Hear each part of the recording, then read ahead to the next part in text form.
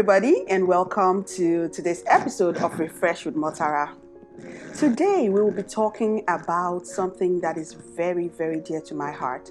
And I say it's dear to my heart because it's a situation that I had been through, and I know a couple of other women have been through it.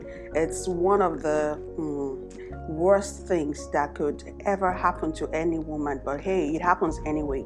So today we'll be sharing and learning, how to just go through some of these challenging seasons, how to navigate through, situations like this. Today we'll be talking about dealing with miscarriage. And my guest today is someone who is a friend. She's a sister in the faith, and her story is one that inspires me every time she shares it because she's not ashamed to tell her story. Actually, she's quick to give the glory back to God. She had gone through 3 miscarriages. Yes, you heard that right, 3 miscarriages. And to the glory of God, she's a mom of 3. How amazing is that? So I would let her do all the talking, and I just want to welcome you, and I hope that you'll be blessed. So welcome my guest, Mrs. Onyih Odunze. I hope I pronounced your name well. You did. Is it Onyih or Onyih? Onyih. Yeah. Oh, okay, Onyih. Yeah. Welcome. So, can you please tell our viewers today your story? Like, how did you come about 3 miscarriages? Well, I don't think no one ever plans to have a miscarriage clearly, because when you get pregnant, from the minute you see the positive pregnancy test, you start dreaming about your baby. And that was exactly what happened to me. In 2008, I had been married for right about 9 months, and I was ready to start having a family. And so when we got pregnant, I was super excited. My husband was super excited. At the time, my husband was working in Indianapolis, and I was here at home by myself. So we were very excited, and we were dreaming about the baby. But a few weeks into the pregnancy, I started to have some pain. And it wasn't just any kind of pain, it was severe and chronic pain. Severe cramping like I'd never experienced before. So at the time, my husband wasn't home, he was away at work. But luckily, my sister was at the house with me.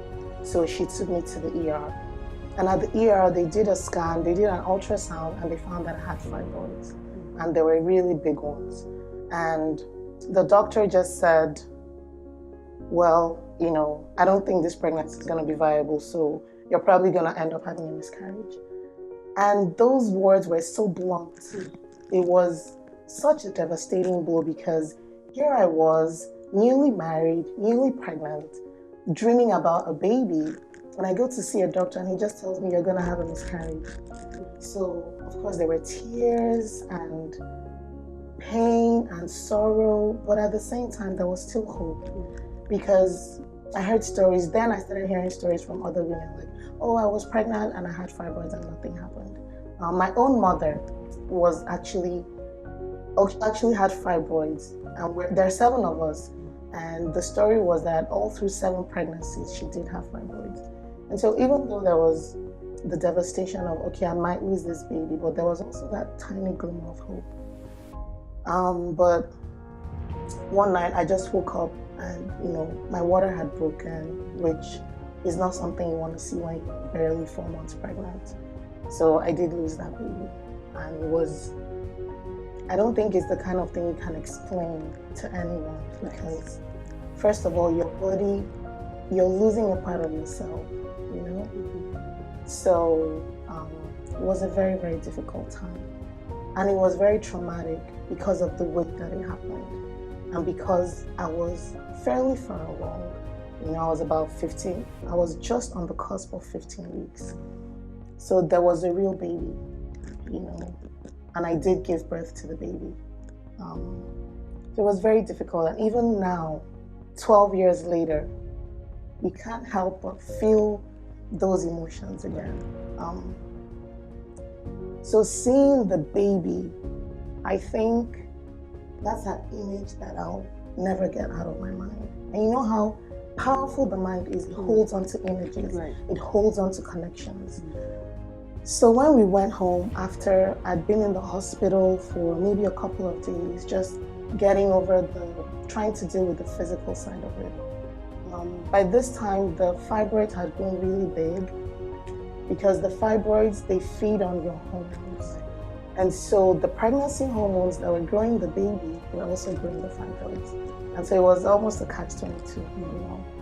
So I was still really big. My tummy was still really big, like, you know, like someone that was pregnant. It was very difficult to deal with. There were times when I felt I would be better off not being here because the pain was here being on earth, yes. Right? There were times when I remember one particular day, because I came home with a lot of pain medication and, you know, to deal with it because there was so much pain from the fibroids, from the miscarriage, from cleaning me out with the DNC.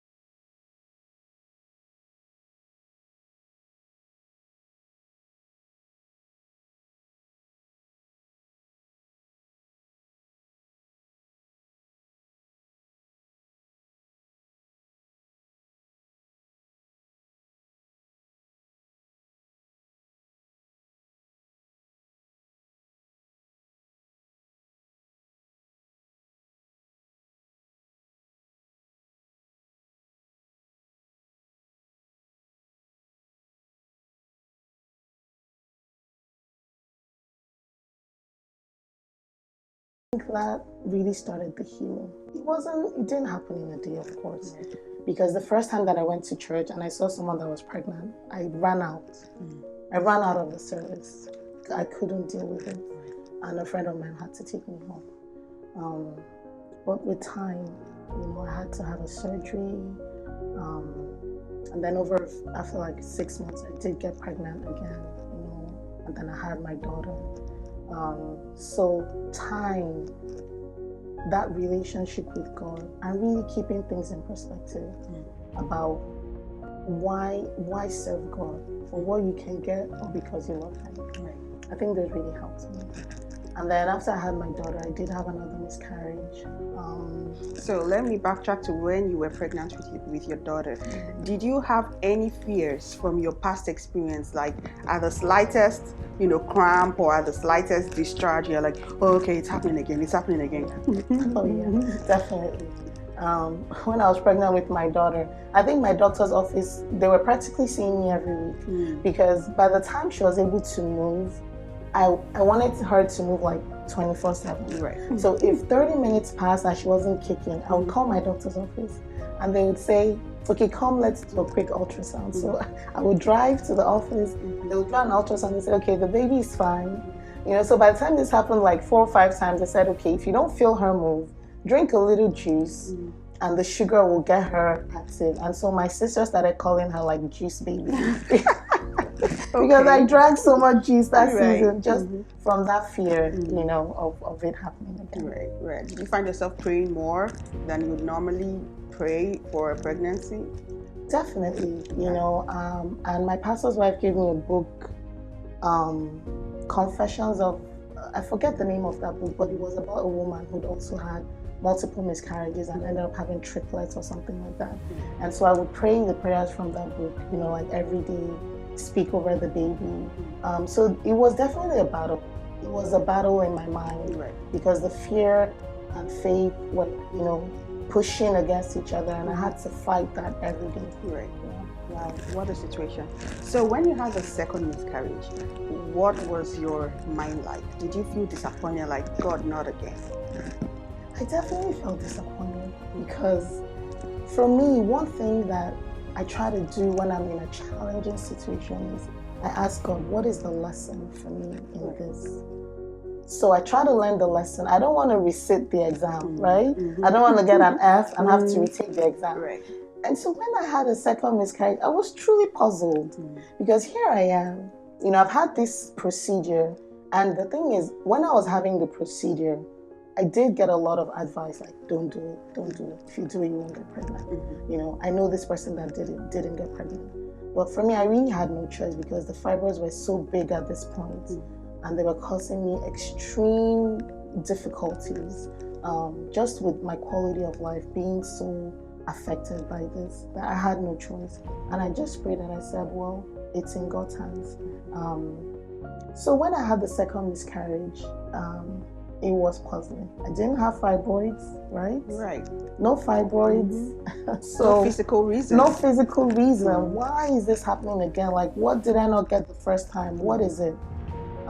There was really no explanation. At least the first one, you know how it is with life. You want to find the purpose. Like, okay, this laptop is bad. Why did it go bad? So that you can fix it. Right. But when you don't know what the problem is, it's much more difficult. Right. So yeah, another huge challenge for me. But by then I had my daughter, and so I didn't have that much time to brood, because I had a little child to care for. And so just the daily activities of taking care of my daughter, you kind of like, not that you feel the pain less, but you just have less time to breathe. Right, because your mind is occupied. Because your mind is occupied. And so I just thought, well, if God could give me my daughter, surely He can give me another child. Right. And even if He doesn't, at least I have one child. And so the second time was a little, I won't call it easy, because there's nothing easy about miscarriage. But it's almost like muscle memory, When you do something, it's like riding a bicycle. You learn to ride the bicycle when you're a child. You may not ride a bike again for 10 years, but the next time you get on a bike, you know what to do. So it's almost like my mental and emotional and spiritual muscles had the memory of how the first healing, kind of happened. And so, I did heal eventually. Right. So let's talk about your third miscarriage now. I mean, a miscarriage is a loss. So even if you already had one, if you already had 2 kids, the fact that you're losing something that, all of these expectations had been built up, like you said, from when you had the positive pregnancy test, and all of a sudden it feels like that expectation is being cut short. Now, it happened the first time, the second time, and now here you are the third time. What was your mind like? I think by the third time, so I have 3 children now, and essentially each child was preceded by a miscarriage. The birth of each child was preceded. So I had a miscarriage, then I had my first, then I had another miscarriage, then I had my second, and then I had another miscarriage. The third miscarriage in itself was also very traumatic, because it happened at school, while I was at school. So here I am losing a baby, and I'm in class, and I knew what was happening, because I felt, I felt it in my body.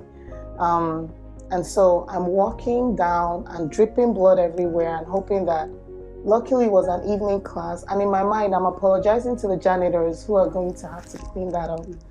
But I didn't know what to do because I was totally unprepared. We knew we were pregnant, so we'd gone to the doctor like at 9 weeks and they didn't see a heartbeat. But they said, well, sometimes, you see the heartbeat a little, but I knew that, this isn't gonna work. So my doctor did say maybe in the next couple of days. But when it happened, I mean, you don't walk around saying, okay, maybe now is when it's good. You know what I mean? Right. So and it happened on 9/11, 2013. And I'm like, yeah, of course it's gonna happen on 9/11 because it's a day that's filled with so much tragedy. It was you've been through it, so you know what it's like. Like you said, you're losing a child. You are losing a child. And for us as Christians, we believe what the Bible says, that before I was formed in my mother's womb, you knew me. Right. And so I know that I have those 3 children waiting for me in heaven, but after that 3rd miscarriage, I already had 2 children. I actually, with the first 2, we were actively, wanting to build our family. But with the 3rd one, we were really happy with the family that we had. And I said, you know what, God, I don't want miscarriage to be the last word on my childbearing years. I don't want it to be that I ended with a miscarriage. And so if you give me another child, I will share my testimony. I will talk to people through you. I will testify to how good and how faithful you've been. And so I had a 3rd child. So, for me, that was God sealing his work in my life and defeating the enemy's plan of me ending my childbearing on a miscarriage, but rather with the birth of our 3rd child and the completion of our family, and with all the glory going to God. Amen. So about this, I have 2 more questions for you. And the first question is, so as Christians, all those things happen to us. And we sometimes try to question, what is God trying to achieve? Like, why would I have a miscarriage? Why would this happen to me? If you wanted to get the glory, why don't you do something beautiful? Why do I have to go through this? Did you, in your course, in your journey, did you eventually find out the answer as to why this happened to you? I think there are some things we'll never know until we stand face to face with him. But one thing that I learned throughout the course of these challenges was that my physical comfort or my satisfaction in life is not God's ultimate goal. His goal for me as his child is not to give me everything I want. Right. Now, he may do that, but that is not the goal. The goal is the transformation of my soul. The goal is for me to be more like Christ every day. And so I think when I finally put that in perspective, like, we may not always get everything we want. Yeah, we make the confessions, we say all the positive things, but that's not God's ultimate goal, right? His goal, that is not, for me, that was my personal realization. And so I think that that's what challenges do for you. They help to stretch your faith. They help you to grow, because it's just like, we have children, right? You don't want to solve every problem for your child. There are times when you want your child to learn from making a mistake or from stumbling across an obstacle, and then figuring it out, like, okay, this is a challenge and this is how I fix it. And I think for us as Christians, God allows certain things to happen so that we can grow in maturity.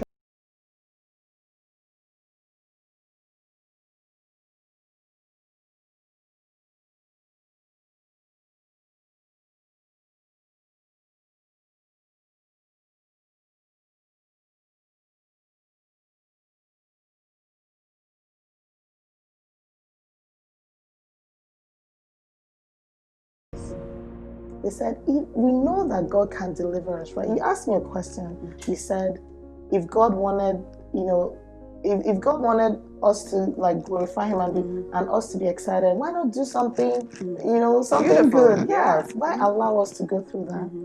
But it all helps us to recognize the God that we serve and the way that He works. In the darkness, that there's still that light. In challenges, there's still that hope, that thread of hope that you hold on to. And I think for me, that's really been a lesson that I wouldn't want to have 3 miscarriages again, but I wouldn't trade the lessons, the things that came out of it. I wouldn't trade them because it taught me a lot of things. So yeah, God deserves the glory, even when we don't feel like giving it, because of His nature, not necessarily because of the things that happen, but His very nature is deserving of worship. Amen. Hallelujah. And to add to what you said, I also feel like sometimes we go through these things so that you can share your story like you are today, because someone might just hear your story and they are encouraged, and then they have hope again, and then they believe God again. So my last question is, or the last comment I would like you to make on this is, what do you have to say to somebody that is going through this situation right now? What do you have to tell them from the spiritual perspective and from the physical health perspective? Because as much as we know God is in charge of everything, there is the physical aspect. There are things that we need to do as well. There are steps that we have to take medically, maybe eat better, be fit. What are those things that people should focus on and address? Okay, so you talked about physically, spiritually, maybe emotionally as well. Right. So physically, I would say, or let me say medically, physically/medically, I would say listen to the professionals, right? So when you go to the doctor and they say you have a specific problem and we can solve it medically, listen to the experts. Get counsel. Fortunately for me, I am blessed that my dad is a surgeon. I also have a brother who's in the medical profession. And so I did have a lot of counsel. When we first got the news that we needed to have surgery, I spoke to my dad about it. The first doctor that we had wanted to give me pills to put me into menopause. So to remove all the female hormones from my body, so that the fibroids will shrink. And it was a very, complex process. When I talked to my dad, he said, you're 30 years old, or I was 31 at the time, and someone wants to put you into menopause. And he said, no, I don't think that doctor is for you. Get a second opinion. And so that's what we did. So I would definitely say listen to professionals, very important.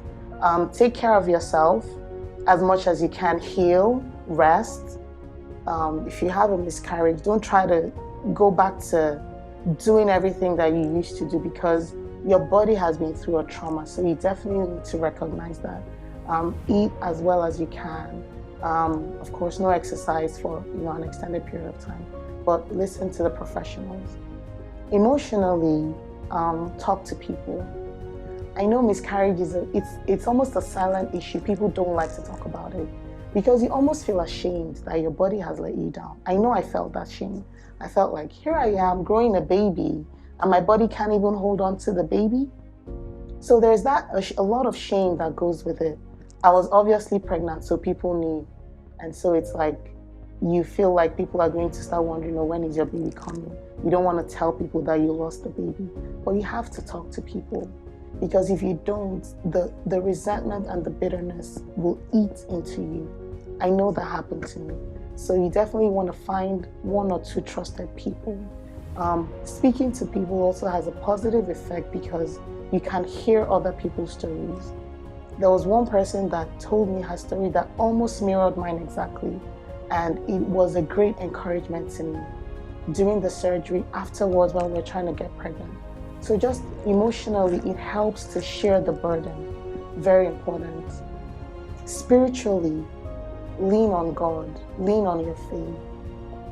Remember what God has done in the past. Don't judge God by what is happening in the present.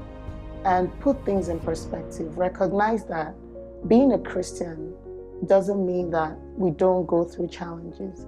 We live in a fallen world. We live in a world that has disease and death, corruption, you know. So things will happen, challenges will come, but God is the same. God doesn't change.